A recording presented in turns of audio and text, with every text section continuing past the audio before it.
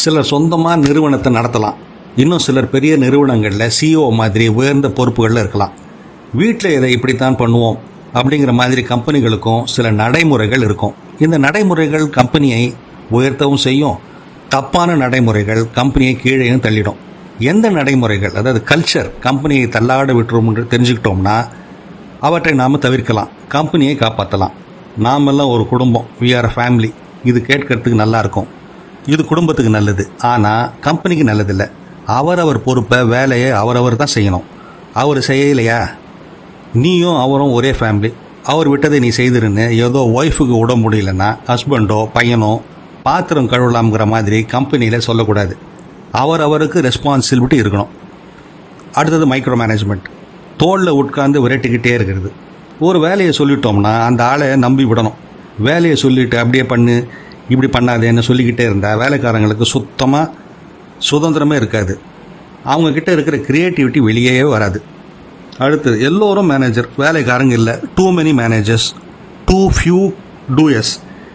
நிறைய மேனேஜரை போட்டுட்டா ஆட்களை விரட்டி ஏவி வேலையை முடிப்பாங்க அப்படின்னு நினைக்கிறது ரொம்ப தப்பு. வேலையை திறமையை செய்கிற வேலைக்காரங்க தான் அதிகமாக வேணும். நிர்வாகம் பண்ணுறதுக்கு குறைவான ஆட்கள் போதும். நீ என்ன சொல்கிறது, நான் என்ன கேட்கறது, இக்னோரிங் எம்ப்ளாயீஸ் ஃபீட்பேக். வேலைக்காரங்கன்னா, அதாவது ஸ்டாஃப்னா ஏதோ குறைய சொல்லிக்கிட்டே இருப்பாங்கன்னு முன்முடிவு, அதாவது ப்ரிஜுடியூஸ் பண்ணி அவங்க பேசுகிறத கேட்காம அவங்க கருத்தை, ஒப்பீனியனை காதை மூடிக்கிட்டோம்னா அவங்க ஈடுபாடோட வேலை செய்ய முடியாது. கம்பெனியோட ஆப்ரேஷன் சுத்தமாக பாதிக்கப்படும். அடுத்தது ரகசிய முடிவுகள், டெசிஷன்ஸ் பிஹைண்ட் க்ளோஸ் டோர்ஸ். எம்ப்ளாயிஸுக்கு, ஸ்டாஃபுக்கு தெரியாமல் ரூமுக்குள்ளே உட்காந்து முடிவுகளை எடுத்தால் கம்பெனியில் என்ன நடக்கிறது, நிர்வாகம் என்ன நினைக்குதுன்னு அவங்களுக்கு தெரியாது. நிர்வாகத்துக்கு மேலே அவங்களுக்கு நம்பிக்கை இல்லாமல் போயிடும். அடுத்தது வேலை செய்கிறவங்களுக்கு அதிக வேலை.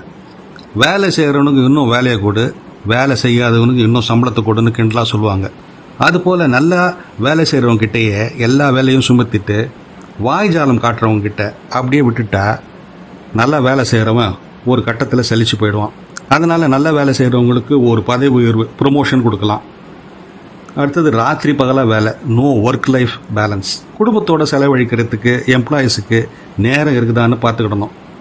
எப்போ பார்த்தாலும் வீக்கெண்ட்லேயும் அவனை புத்திசாலித்தனமான வேலை வாங்குறேன்னு வேலை கொடுத்தா ஒரு கட்டத்தில் களைப்படைச்சிடுவான்.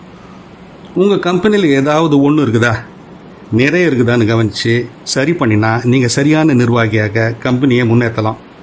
இதை பெட்டர் மீ கம்பெனியின் சிஇஓ, அதாவது ஹெல்த் கோச் விக்டோரியா ரெப்பா சொல்லியிருக்காங்க. இது போன்ற சிந்தனைகளுக்கு தமிழ் பூமருடன் இணைந்திருங்கள்.